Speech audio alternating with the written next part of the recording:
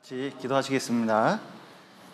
사랑과 은혜가 풍성하신 하나님 아버지, 죄 가운데 있었던 저희를 주님의 피로 구원하시고 또 몸된 교회 가운데서 교제하며 복음 전할 수 있도록 도와주심 감사드립니다. 다음 주간 온라인 학예 수양회로 또 복음이 전해집니다. 듣는 각 사람 마음 열어주시고 또 우리 가족들 또 이웃들이 구원함을 얻을 수 있도록 인도하여 주옵소서. 또 이 마지막 시대를 살아가는 우리 청년들 함께 해주시고 또 이 어려운 세대 가운데 신앙을 올바로 지키고 또 순결함을 지켜서 더욱 하나님 앞에 합당한 그리스도인이 될 수 있도록 도와주시옵소서. 오늘 교제의 시종도 주님께 맡기며 예수님 이름으로 기도드렸습니다. 아멘. 로마서 1장 28절부터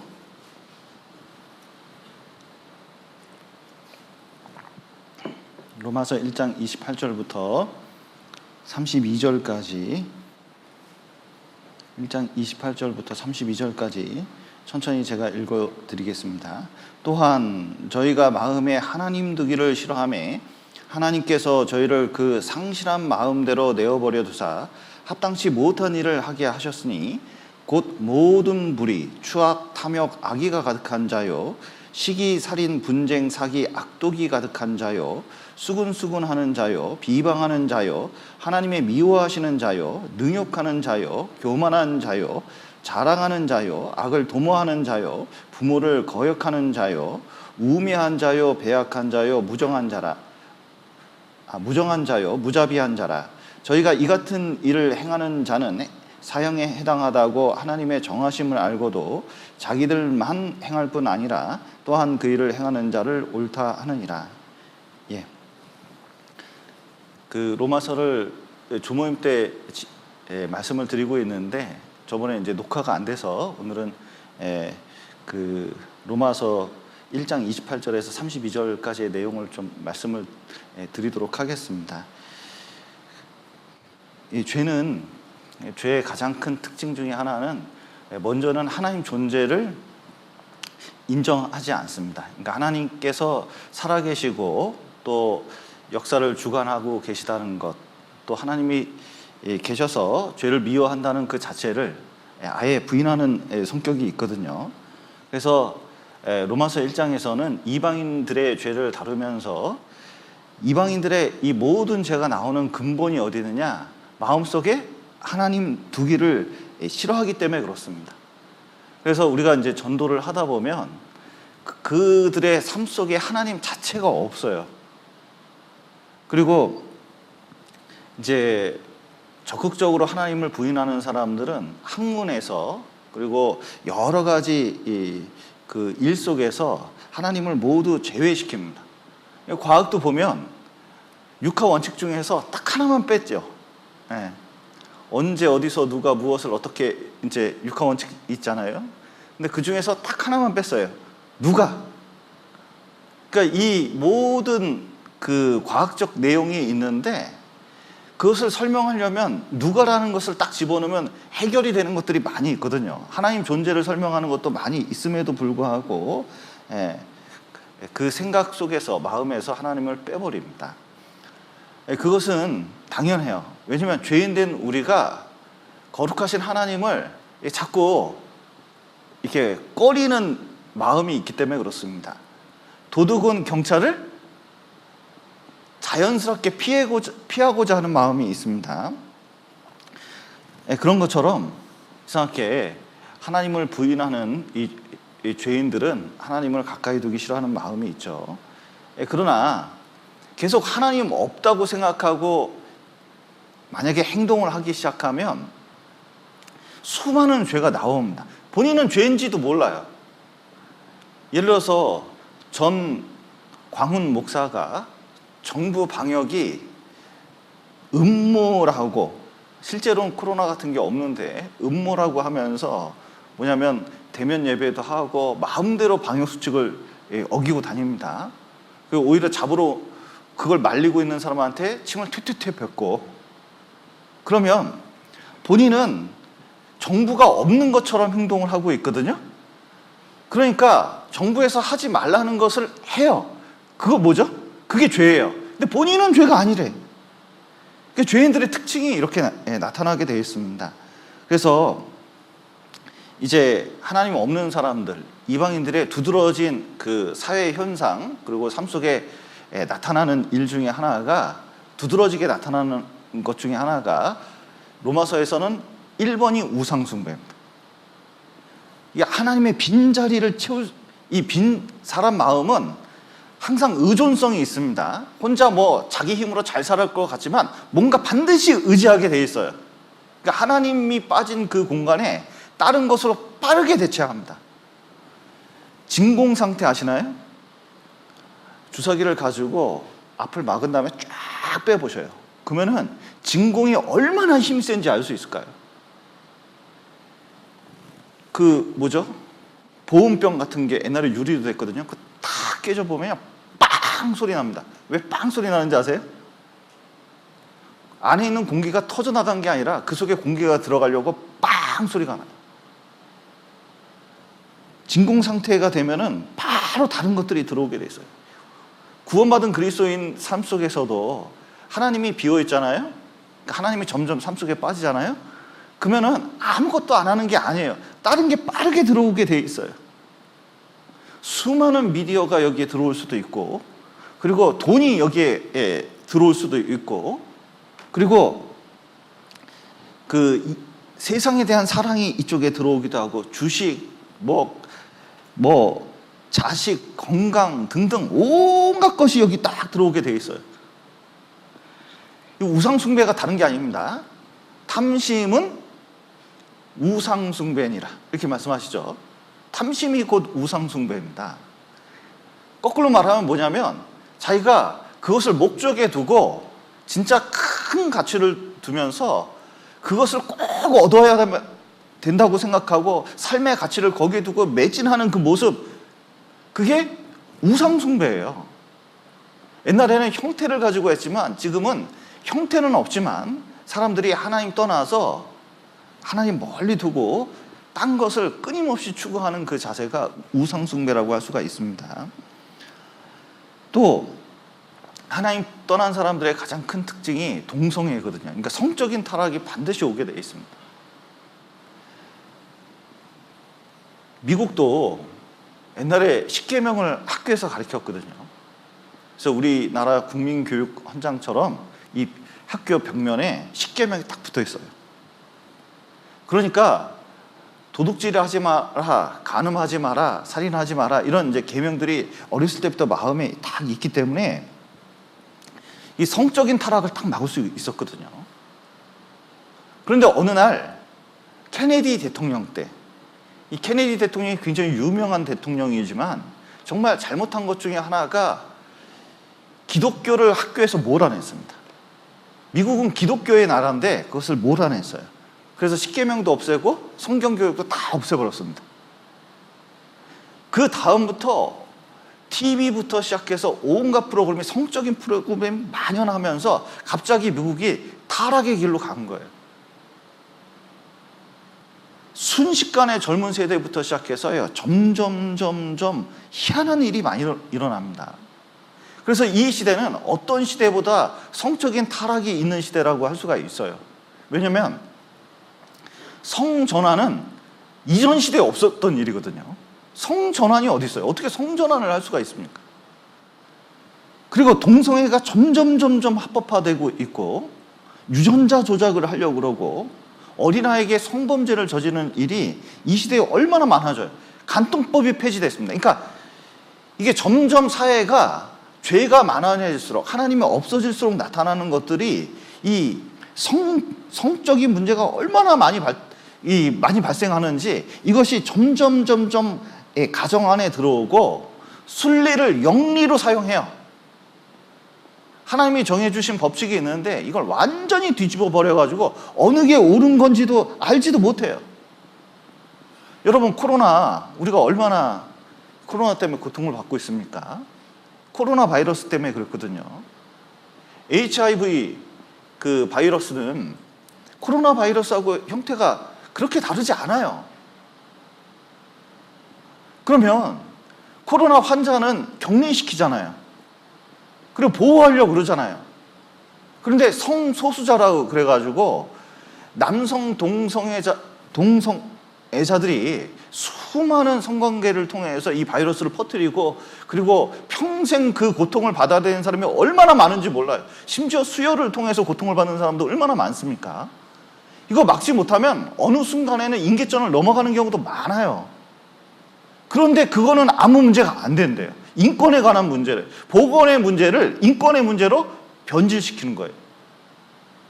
여러분, 우리가 코로나 걸려서 격리당하면 그 인권의 문제입니까? 보건의 문제입니까?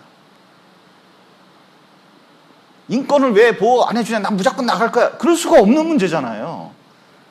그런데 자꾸 보건에 관한 얘기는 절대로 안 하고 인권 얘기만 자꾸 하면서 이 사회를 점점 타락시키는데, 법을 만드는데 일조하고 있습니다.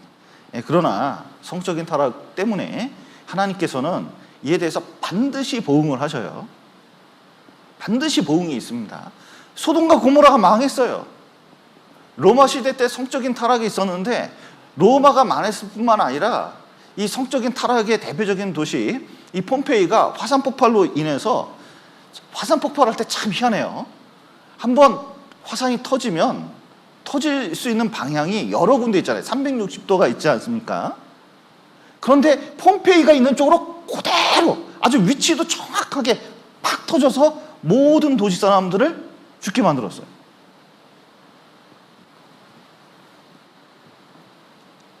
지금도 수많은 동성애가 있고 그리고 성적 타락이 있습니다. 여러분, 하나님이 가만두시지 않아요. 이 전 세계적인 문제입니다. 이거 싹 쓸어버려야 돼요. 한 번은 언젠가 정리가 돼야 돼요.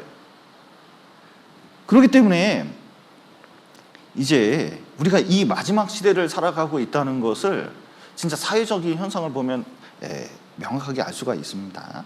그리고 이제 세 번째 나타나는 게, 자, 하나님을 버리면 결국은 도덕적인 타락들이 나타난다는 거예요. 그것이 28절에 붙어 있는 겁니다. 한번 28절 보시죠.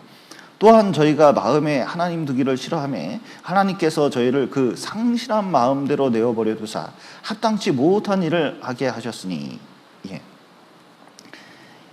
그 다음에 수많은 범죄가 나오는데, 이제 하나님을 버리기 시작하면 꼭 죄를 짓는다는 뜻은 아니에요. 그러나 시간의 흐름에 따라서 점점 죄를 짓는 쪽으로 변하게 된다는 것을 살면서 더 깨닫게 됩니다. 아무리 의롭던 사람들도 이 세상을 살면서 자기의 도덕성이 점점 이루어지는 것이 있어요. 이게 죄하고 가까워지는 게 있습니다. 이유가 무엇이냐? 여기 하나님께서 하나님을 버리니까 여기 28절에 보면 또한 저희가 마음에 하나님 두기를 싫어하며 하나님께서 저희를 어떻게 두셨어요? 그 상실한 마음대로 내어버려 두사 합당치 못한 일을 하게 하셨으니. 그랬는데 하나님이 안 계시잖아요. 마음이 상실한 마음이 됩니다. 구원받은 사람도 마찬가지예요. 상실한 마음이 무엇이냐면,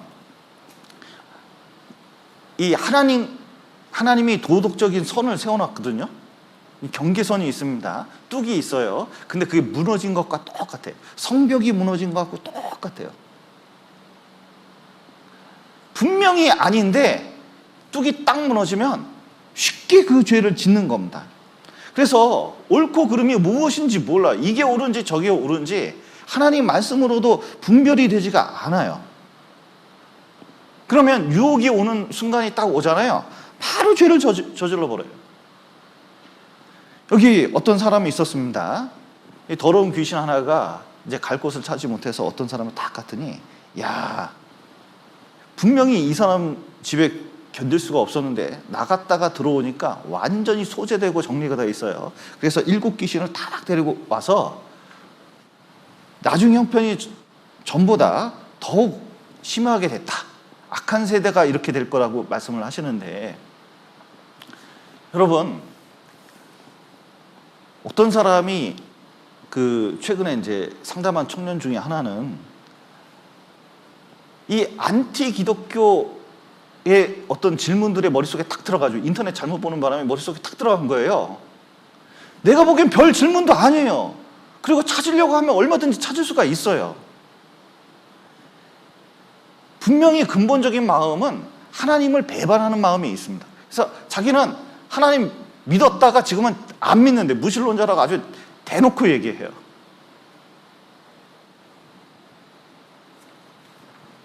그러다 보니까 마음이 정리가 됐어요. 그런 쪽으로 정리가 됐어요. 이미 정리가 됐어. 그러니까 어떻게 하냐면 다른 사상 7개가 싹 들어와요. 대화를 해도 대화가 안 되기 시작해요.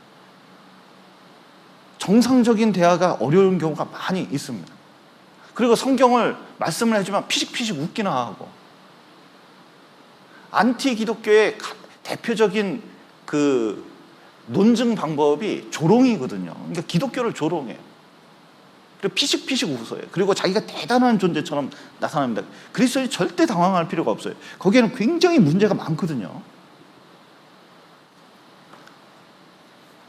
그런데 하나님을 버린 사람들이 점점 이제 사울처럼 되는 거예요. 사울도 맨 처음에 비도덕적이진 않았거든요. 그리고 문제를 많이 일으킨 것 같지는 않아요. 근데 어느 순간 마음에 하나님을 딱 버렸습니다. 그랬더니 어떻게 돼요? 자기 내세우는 거, 전쟁 이기는 거, 획득하는 거. 그런데 자기 마음대로 돼요, 안 돼요? 하나님께서 역사하시면 그걸 못 얻을 뿐만 아니라 악신이 여기 있어요. 그래서 야류하잖아요. 막 괴로워 죽겠어요. 힘들어 죽겠어요. 그리고 미워하는 마음이 충만해요. 그러다가 나중에 정말 위기에 처지니까 하나님을 찾는 게 아니라 엔돌의 무당을 찾잖아요. 그러니까 점점 어떠냐면 넘지 말아야 될 선을 자꾸 넘어가는 거예요. 롯도 마찬가지입니다. 분명히 아브라함이라는 경계선이 있는데 문제가 있어도 그 안에서 풀어야 되거든요. 근데 나가버렸어요. 소돔과 고모로 가버렸죠. 그러면서 소돔과 고모라 안에서 그 마음이 상했다 그랬습니다. 상해버렸어요. 왜냐하면 진짜 어쩔 수 없이 그리스도인이라도 하나님 믿는 사람이라도 뭔가 세상하고 타협하면서 살아야 되는데 이 보는 것도 고통이고 그 속에서 살아가는 것도 고통인 것을 보여주고 있는 거예요. 여러분, 잘못을 보면서도 그것에 무감각하기 시작하면 이제 이 통제가 아니에요. 죄가 나를 지배하는 거예요. 술 먹는 사람 보십시오. 맨 처음에 사람이 술을 먹습니다. 나중에 어떻게 되는지 아세요? 술이 사람을 먹어요. 통제가 안 돼요. 여러분, 게임을 합니다. 우리 어린 친구들도 게임을 하거든요. 그럼 재밌어서 게임 재밌게 합니다. 그런데 나중에 되면 게임이 사람을 먹어버려요. 신앙을 먹어버리고. 그래서 나중에는 어떤 분명히 선이 있는데 자기가 이게 선인지 아닌지 통제가 절대로 되지 않는 상태가 딱 되버려요. 그러니까 이게 마귀가 그 안에서 자유롭게 드나드는 거예요. 그리고 그냥 통제를 하는 거예요. 이게 무슨 감정만 조금 일으키면 그대로 해버려요. 근데 사람이 이 죄를 자꾸 고수하면 그 상실한 마음대로 어떻게 한다고요? 내어버려 둡니다. 여기 보시면 성경에 내어버려 두었다는 말씀을 로마서 1장에서 많이 말씀하고 계신데 여기 24절 한번 보시죠.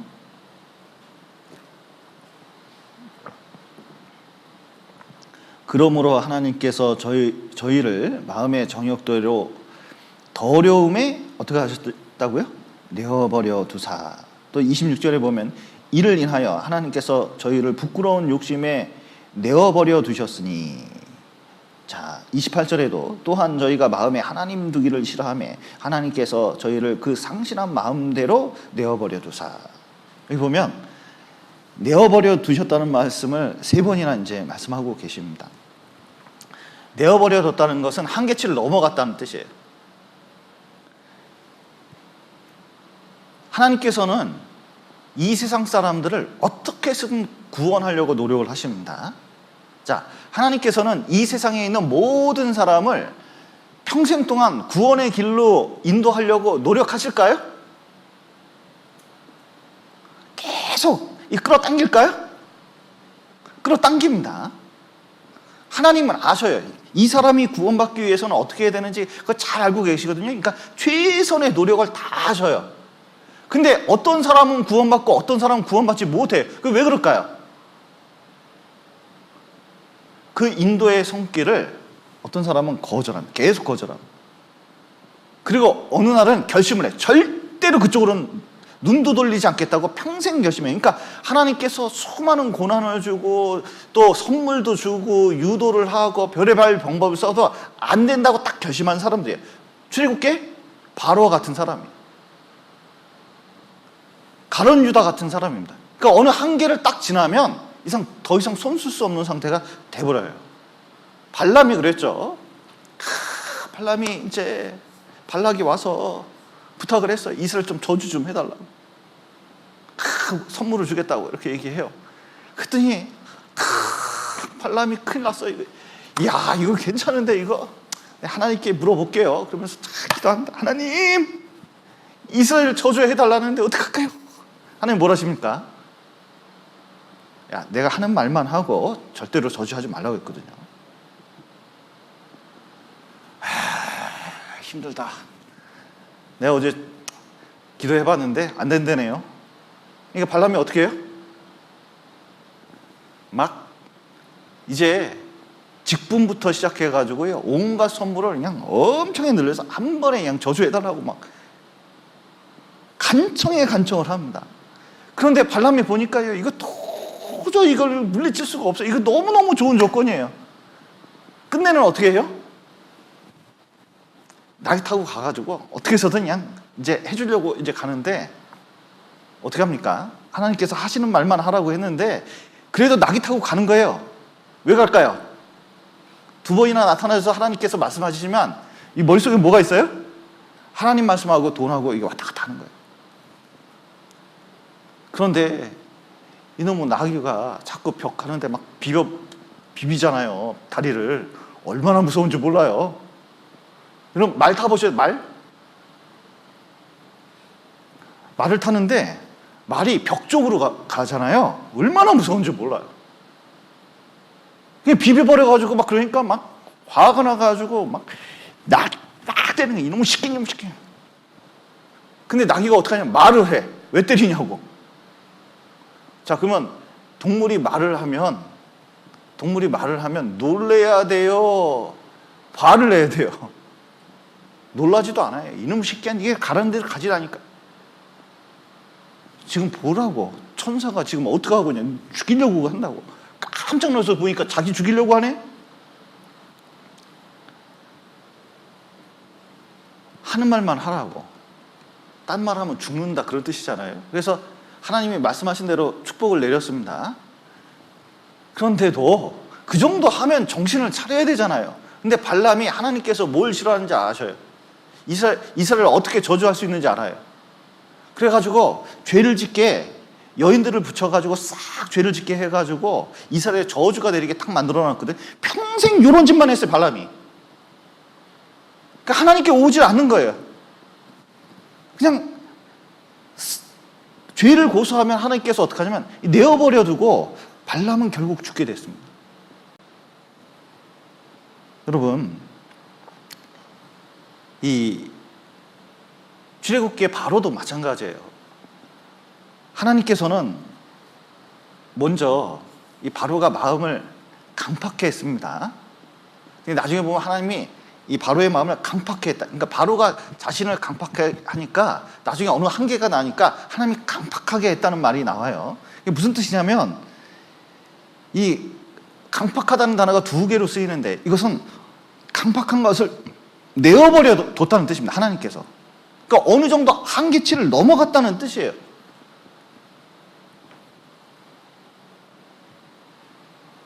그런데 하나님께서는 이 내어버려 뒀다 이렇게 말씀하실 때 이게 하나님의 진노라는 겁니다. 그러니까 하나님의 진노가 지금 나타나는 방법 중에 하나가 내어버려 두는 거예요.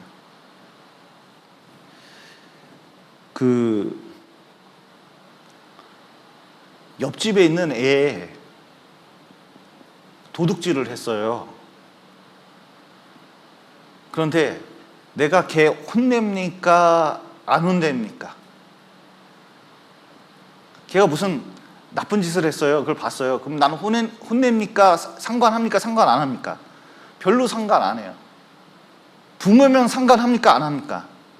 난리가 나겠죠. 내어버려 뒀다는 것은 뭐냐면 내비두잖아요. 그것은 하나님이 일단은 어느 정도 선을 넘었다는 뜻입니다. 분명히 구원받은 사람은 분초마다 징계하신다고 되어 있거든요. 일일이 개입하게 됐어요. 마음속에 뭔가 있게 돼 있어요. 그리고 삶 속에 뭐가 있게 돼 있어요. 문제를 일으키는데 하나님이 개입 안 하면 내 하나님이 아니겠지. 그런데 진짜 이것은 엄청나게 화났다는 것을 하나님이 보여주시는 거예요. 여러분, 집에 들어갔는데 결혼한 사람이 많지 않구나. 집에 들어갔는데 아내가 말을 안 하네. 남편이 있는데 말을 안 하네. 여기 이제 부모님이 계시죠. 부모님이 나를 보고 눈도 안 마주치고 말도 안 그래. 그러면은 괜찮은 상태입니까? 화가 많이 나는 상태입니까? 여기는 거의 경험이 없는 분들이 많은 것 같아요. 이게 화가 많이 난 상태거든요. 화가 많이 난 상태라는 걸 여기서 말씀하십니다. 여기 5절 한번 보시죠. 2장 5절.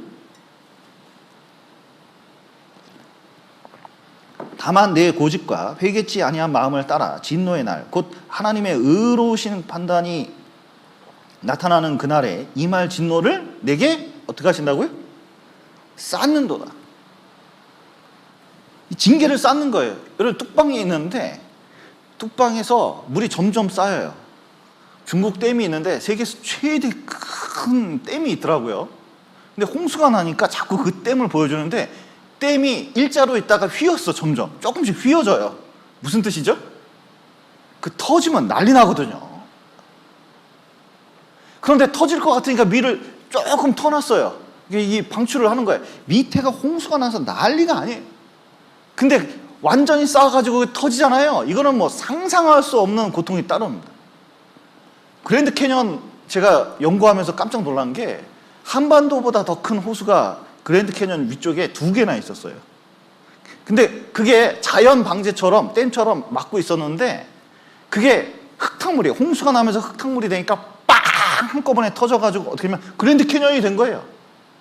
한번 보면 이루 말할 수 없는 크기이기 때문에 그때 홍수가 어떤지 알아요. 그런데 더 놀라운 것은 흙이 있죠.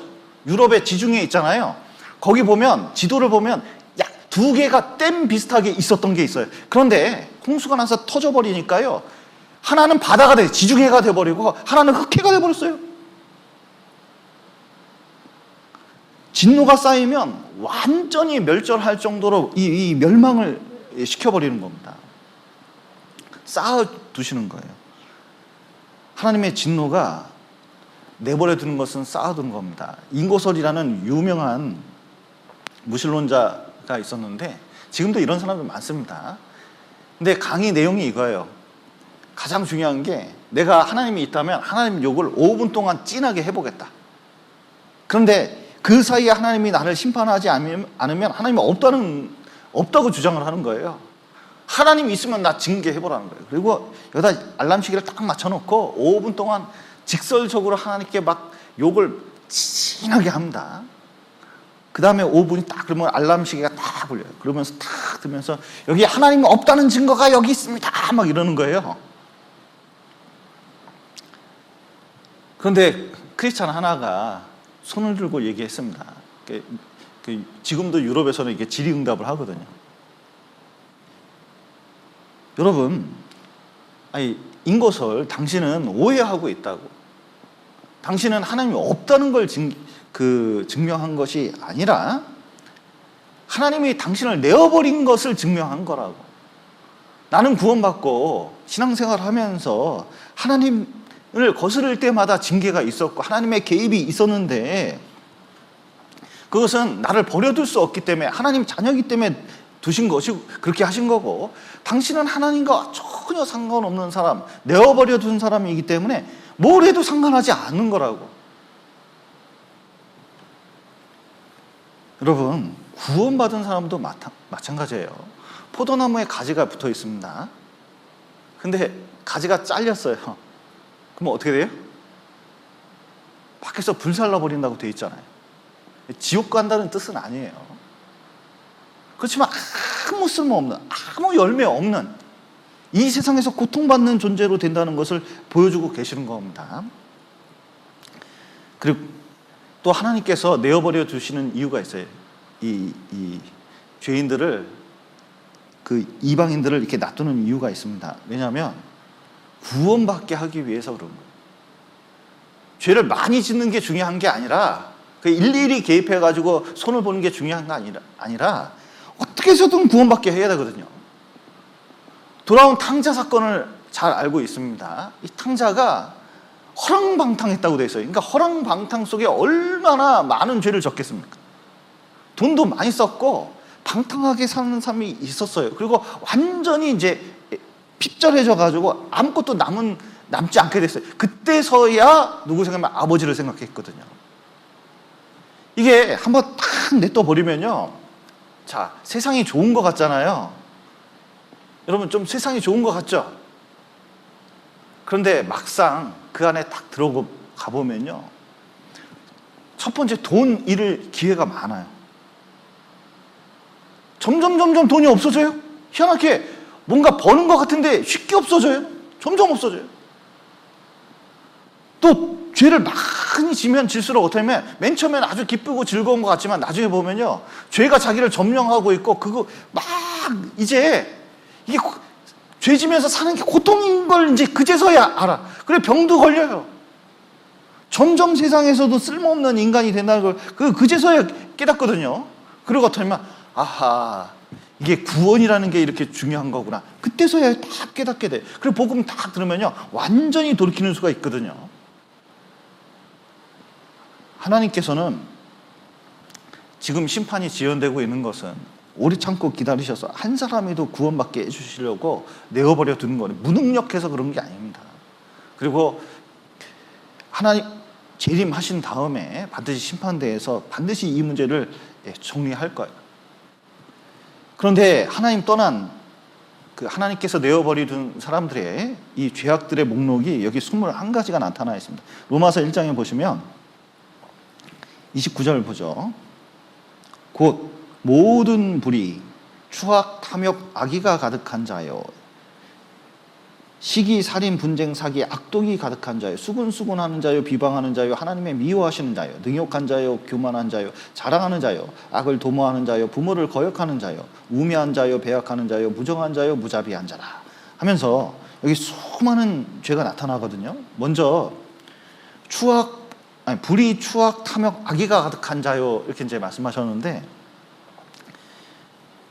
여러분, 세상 사람들이 세상에 있는 좋은 거 하나 딱 잡으려면요, 이런 죄악들이 나타나요.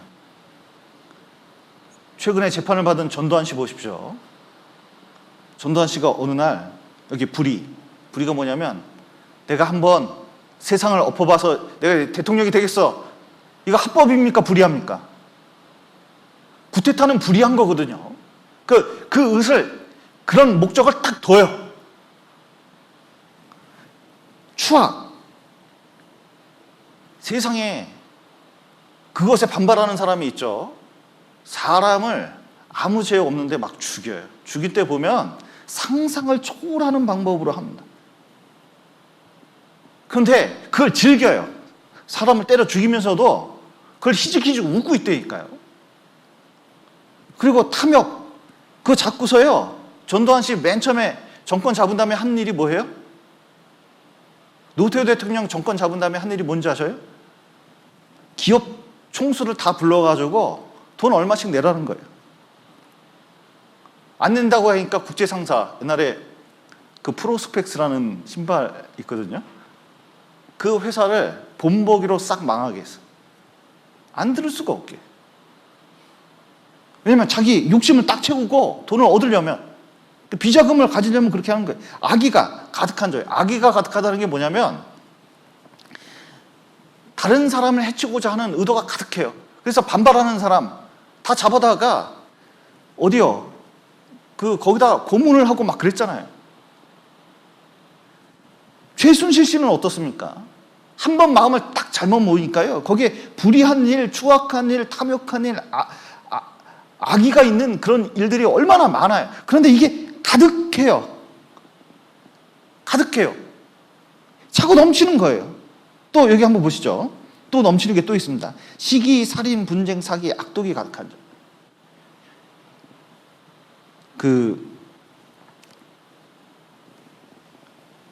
전두환 대통령, 노태우 대통령 그 위에 쫙 있습니다. 대통령들 보면요 참 재밌어요. 그 세계, 정치의 세계는 진짜 발을 들이면 안 된다는 게 내가 확실히 안 게 그들 사이에 시기 질투가 얼마나 많은지 몰라요. 옛날에 이명박 대통령이 된 다음에 노무현 대통령에 대해서 얼마나 시기 질투가 있었는지 몰라요. 그런데 정권을 잡은 사람, 권력을 잡은 사람, 회사도 마찬가지입니다. 여러분 대기업 들어가면 좋을 것 같죠? 보통 세계가 아니에요. 그 안에 들어가면 시기 질투가 많고 모함도 많고 악의 다툼이 얼마나 한 자리 차지하기 위해서 심지어 살인도 있어요. 여러분 정권을 잡기 위해서 사람도 죽이잖아요. 그리고 분쟁이 있습니다. 얼마나 잘 싸우는지 몰라요. 배울 만큼 배운 사람들이 국회에서 하는 일이 뭡니까? 맨날 싸우잖아요. 맨날 싸워. 그리고 고소고발이 얼마나 많은지 몰라요. 회사 들어가 보셔요. 이 대기업 같은 데 이상하게 고소고발이 그렇게 많아요. 문제될 게 그렇게 많아요. 사기, 우리나라가 사기가 그렇게 많습니다. 여러분 진짜 사기치는 사람 진짜 조심해야 돼요. 어디서 이자 많이 주겠다, 어디서 하겠다 이럴 때요 돈이 많이 생길 것 같으면 진짜 조심할 필요가 있습니다. 그리스도는 정말 조심해야 돼요. 그리고 악독이 가득해요. 여러분 보십시오. 여기 가득하다는 게, 자 보세요. 제가 여기 올라오기 위해서 물을 가득 채웠거든요. 가득 채울 때 계단 올라오고 여기 올 때 어떻게 와야 될까요? 흘리지 않겠어요? 얼마나 조심스럽게 와야 되는지 몰라요. 그런데 오다 보면 급하잖아요. 이게 조금 흔들렸어. 그러면 어떻게 되죠? 쏟아져요. 가득하다는 것은 늘 준비가 되어 있어요. 건드리면 나와. 세상 사람들의 특징이 불의, 추악, 탐욕, 악의, 시기, 살인, 분쟁, 사기, 악독이 늘 준비되어 있는 사람들이 있어요. 조두순 같은 사람 보십시오. 아이를 성폭행했잖아요. 그 사람은요 이 세상에 전자발찌를 해도요 늘 성폭행을 할 준비가 된 사람들이 있어요. 어떻게 하면 머리를 얼마나 잘 쓰는지 몰라요. 또 어떤 사람들은 사이코패스 같은 사람들, 감옥에 있는 사람 중에 사람 죽이는 것을 즐기는 사람도 있습니다. 그래서 간수한테 쭉 나가서 사람 한 명만 죽이게 해달라고 부탁하는 사람도 있대잖아요. 그러니까 늘 준비가 되어 있어요. 구원받은 사람도 보면요 늘 죄를 짓기를 준비가 된 사람이 있어요. 이게 틈만 나면 그냥 그쪽으로 달려가는 거예요.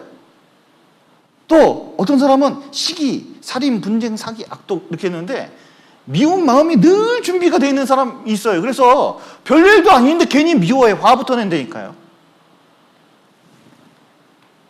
그리고 여기 보면 또 한번 보실까요? 여기 30절, 29절 뒷부분 보면 수군수군하는 자요, 비방하는 자요, 하나님의 미워하시는 자요, 능욕한 자요, 교만한 자요, 자랑하는 자요, 악을 도모하는 자요, 부모를 거역하는 자요.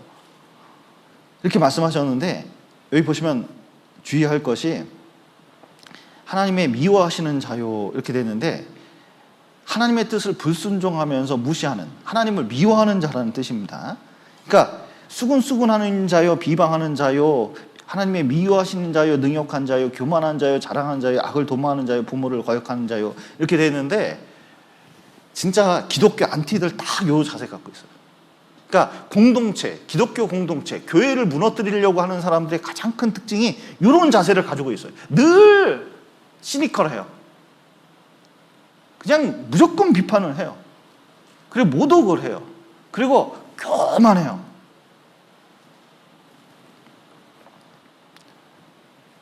그러면서 여기 보면 우매한 자요, 배역하는 자요, 무정한 자요, 무자비한 자라. 여기 네 가지가 없는데 우매라는 것은 무감각합니다. 감각이 없어요. 죄를 짓는데 감각이 없어요. 이게 왜 죄야? 옛날에 이근한 씨라고 있습니다. 이 사람이 청년 하나를 물고문하다가 죽였거든요. 근데 뭐라 그러냐면 나와서 하는 말이 탁 치니까 턱 죽더래요. 그게 도대체 무슨 말이에요? 책상을 턱 쳤는데 어떻게 턱 죽어? 그런데 하는 말을 들어보면 감각이 없어요. 옛날에 지존파 있습니다. 살인을 했는데 살인을 해도 그게 죄인지를 잘 몰라요. 무감각해. 우매한 겁니다.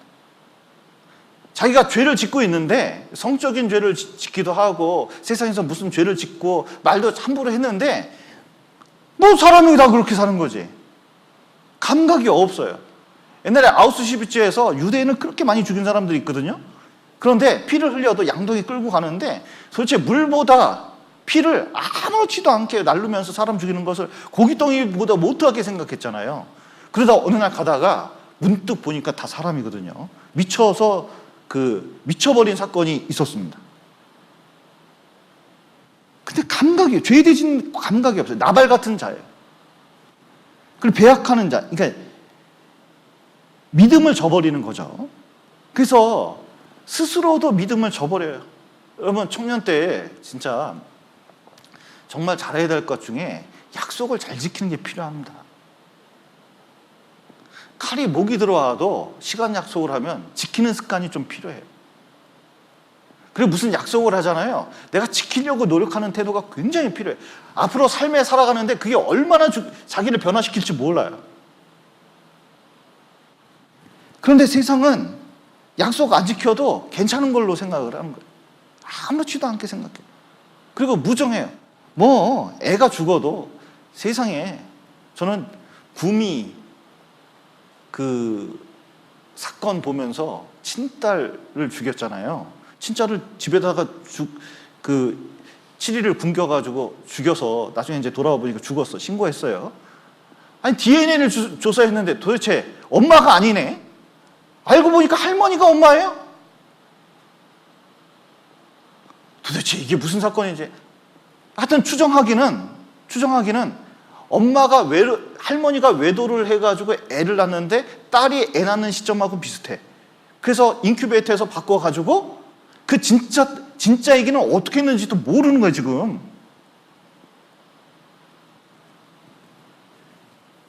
별의별 진짜 정례미가 하나도 없어요. 그리고 무자비한 자라. 아주 잔인한 방법을 쓰는 경우가 많이 있습니다. 그래서 여러분, 이 세상은 여러분이 점점 사회생활 하면서 만나게 되는 이런 사람들이 많이 있을 수 있어요. 그런데 세상 사람들은 이런 사회를 자꾸 민주화 운동, 무슨 운동, 사회 개혁 외치면서 그걸로 고치려고 합니다. 그걸로 고쳐질까요? 안 고쳐질까요? 어떤 사람은 교육으로 고치려고 그래요. 어떤 유명한 교육자가 아주 원시인처럼 사는 그 섬에 가서 자기가 여기를 완전히 파라다이스로 바꾸겠다, 사람을 완전히 교육으로 바꾸겠다고 갔습니다. 오히려 자기가 실패하고 다시 돌아왔어요. 근데 선교사 한 명이 거기 들어갔습니다. 완전히 그 안에서 변혁이 일어났어요. 여러분, 자녀들도 마찬가지고 여기 이제 중고등학생도 마찬가지고 청년도 마찬가지입니다. 인간적인 노력으로 사람이 바뀌는 것은 조금이에요. 그러니까 심리학 그리고 정신과 의사가 우리를 바꾸는 것은 조금 바꾸는 거지 그 육체적으로 조금 도움이 될 때가 있어요. 약을 먹지 말라는 뜻이 아니에요. 아프면 약을 먹어야죠. 그러나 그것은 결정적인 게 아니에요. 중요한 건 뭐냐면 진짜 신앙을 회복해야 돼요. 구원 안 받은 사람은 구원을 진짜 받아야 되고, 구원이 희미한 사람은 확실한 구원을 받아야 되고, 하나님께 들어가서 신앙이 확실해지면 삶이 바뀌게 되어 있습니다. 그래서 이런 죄에서 벗어나고 이런 세상에서 벗어나는 가장 그 중요한 방법, 죄를 이길 수 있는 가장 중요한 방법은 공부 많이 한다, 뭐 권력을 갖는다, 돈을 많이 번다, 그런 게 아니에요. 진짜 제대로 된 신앙을, 구원의 신앙을 갖는 게 중요합니다. 그래서 나 같은 죄인 살리신 이라는 찬송가 405장을 지은 존 뉴턴 같은 경우는 노예 선장이었거든요. 여러분, 노예 선장 말도 못해요. 이 사람은 진짜 잔인한 사람이에요. 살인마 같은 사람이에요. 노예가 배 날르다가 대부분 3분의 1이나 2분의 1이 배 안에서 죽었대요. 그런데 그것을 죽으면 바다에 던지는 거예요. 그리고 말 안 들으면 바로 죽일 수도 있고. 그러니까 보통 잔인한 사람이 아니에요. 그 사람이 구원을 받으니까요, 완전히 다른 인생을 살게 돼 있어요.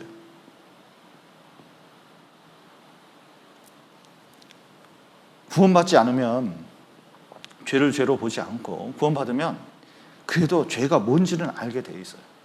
그리고 이런 죄된 세상에서 구원받은 사람이 살아가는 방법은 바로 이겁니다. 마태복음 10장 한번 보시죠. 마태복음 10장 16절.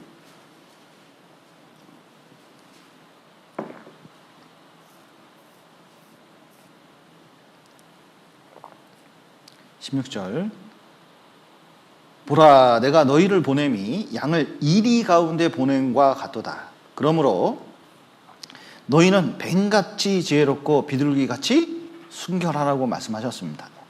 여러분, 구원받은 사람이 이 세상 살아가면서 중요한 게 뱀처럼 지혜로운 게 필요해요. 뱀이 지혜롭다는 걸 어디서 알 수 있죠? 창세기 3장에 보면 뱀이 가장 간교하다고 했는데 아주 머리를 잘 써요. 자, 에덴 동산에 아담과 하와 있었습니다. 하나님하고 직접 교통하는 거예요. 근데 죄를 짓게 만들려고 그래요. 근데 죄를 짓게 하려고 하는데 이 마귀가 어떻게 접근했죠?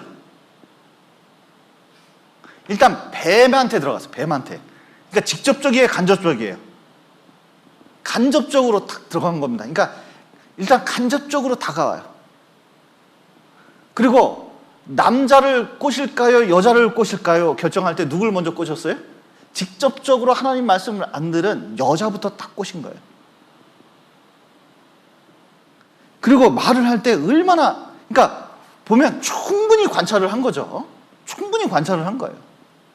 여러분, 우리가 전도할 때 이런 지혜를 배워야 되는데, 전도할 사람은 어떻게 해야 돼요? 충분히 만나줘야 돼요. 일단 밥도 먹어주고, 또 어느 정도 충분히 그 관계를 맺으면 반드시 전도할 때가 옵니다. 우리 그 구역장님 한 분은 구원받지 않은 남편 전도할 때요, 삼겹살 맨날 들고 왔어요. 첫날 가서 네, 절대로 전도 얘기, 하나님 얘기 안 할 테니까 그냥 삼겹살 한번 먹자. 한 3번 하고 4번째 딱 가니까 그분이 그러더래요. 아무 말도 안 했는데 내가 뭐 교회 안 가려고 하는 건 아니고 뭐 이렇게 나오더래요. 그러면서 얘기를 자연스럽게 하게 되는 거예요. 그러니까 충분히 시간을 갖고 충분히 마음을 여니까요, 이게 전도가 돼요. 이 마귀는 틈을 노리는데 그 틈을 노려서 전도하니까요, 이게 전도가 돼요. 그리고 마귀가 하는 말 보십시오. 기가 막혀. 참으로 너희더러 그러잖아요. 그러니까 아담한테만 얘기했는데 싸잡아서 얘기하잖아요. 그러면서 높여줘, 이게 점점. 자, 구원 안 받은 사람들 전도할 때 막 핍박해서 전도하는 사람 있잖아요.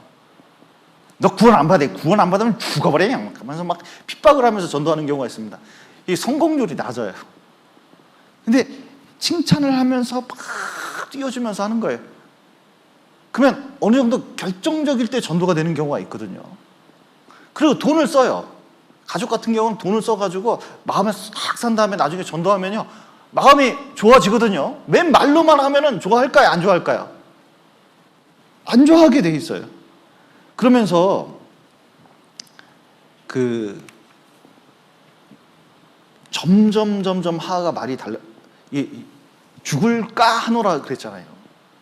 거기까지 되니까 죽지 아니하리라 딱 했는데, 하나님을 있을 수도 있고 없을 수도 있다 그럴 때 하나님 말씀을 정확하게 딱 말씀해 주면 이 마음이 딱 꺾여서 이 믿어지는 경우가 있거든요. 그러니까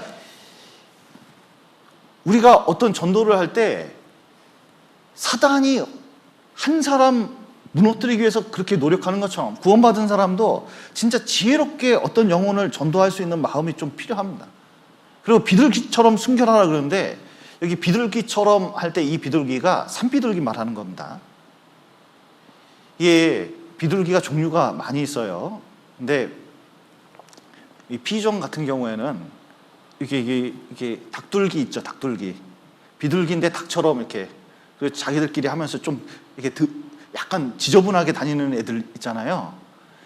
이런 애들은 하나님이 말씀하시는 그 비둘기가 아니에요. 이게 산비둘기 있는데 까만 거 여기 한 쌍 딱 있어서 평생 짝짓고 무슨 소리만 하면 후두둑 하고 날아가는 게 있어요.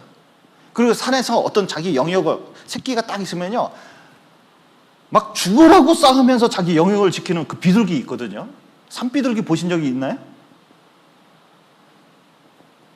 보신 적은 많을 텐데 그게 산비둘기인지 몰랐을 거예요.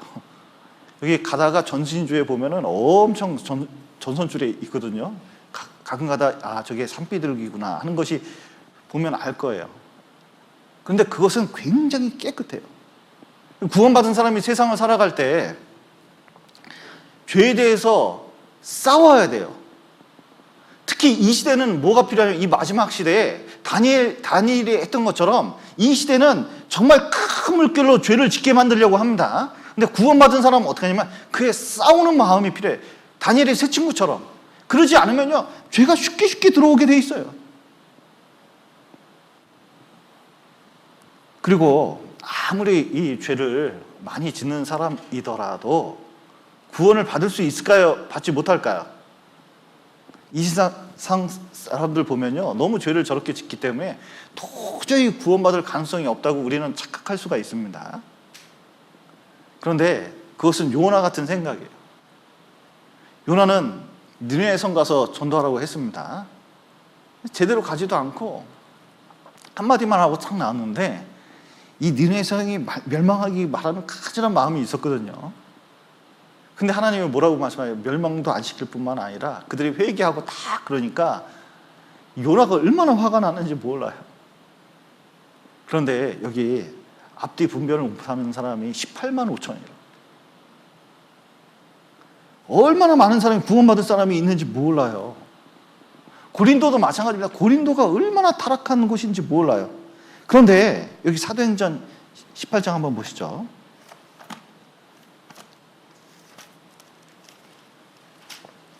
18장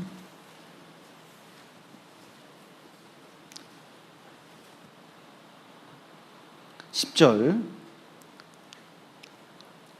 내가 너와 함께 있음에 아무 사람도 너를 대적하여 해롭게 할 자가 없을 것이니 이는 너희 이 성 중에 내 백성이 많음이라 하시더라.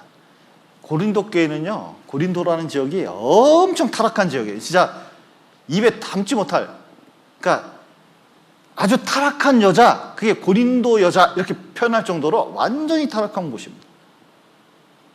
그런데 하나님께서 뭐라고 하시면, 바울이 전도하면서 이 속에 내 백성이 많다고, 구원받아서 내 백성 될 사람이 그렇게 많다는 거예요. 요나도 마찬가지예요. 아무리 타락한 도시라도 우리가 전도하면 구원받을 사람이 있습니다. 이 마지막 시대, 코로나 시대 정말 안 좋아 보여도 우리가 마음을 다해서 전도하면 구원받을 사람이 많아요. 그래서 이 마지막 시대를 살아가는 우리 청년으로서 정말 한번 좀 힘있게 좀 복음을 전하면서 좀 살아갔으면 좋겠습니다. 예, 같이 기도하시겠습니다. 사랑과 은혜가 풍성하신 하나님 아버지, 죄 가운데 있었던 저희를 주님의 피로 구원하시고 또 몸된 교회 가운데서 또 성장할 수 있도록 도와주신 감사드립니다. 이 세상은 점점 타락한 길로, 하나님 없는 길로 가고 있습니다. 그리고 마지막 시대는 점점 다가오고 있습니다. 우리가 이 마지막 시대에 더욱 거룩하게 살 수 있도록 도와주시고, 이 세상에 불쌍한 수많은 사람들을 복음으로 인도하고 또 구원함을 얻을 수 있도록 도와주시옵소서. 다음 주간 온라인 하계 수양회 있습니다. 많은 분들이 말씀을 듣고 구원함을 얻을 수 있도록 도와주시옵소서. 귀한 시간 허락하신 감사드리며 예수님 이름으로 기도드렸습니다. 아멘.